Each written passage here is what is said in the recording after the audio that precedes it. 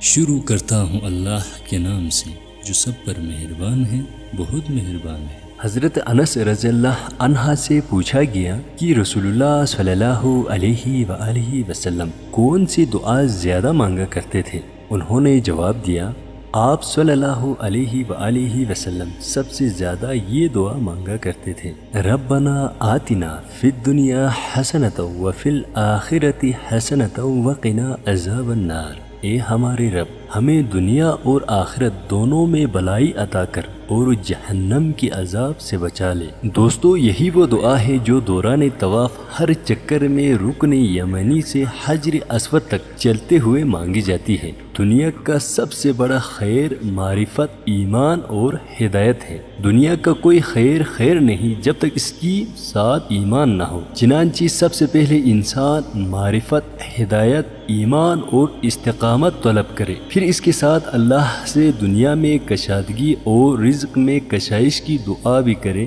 تو اس کی حق میں یہ بہتر ہے۔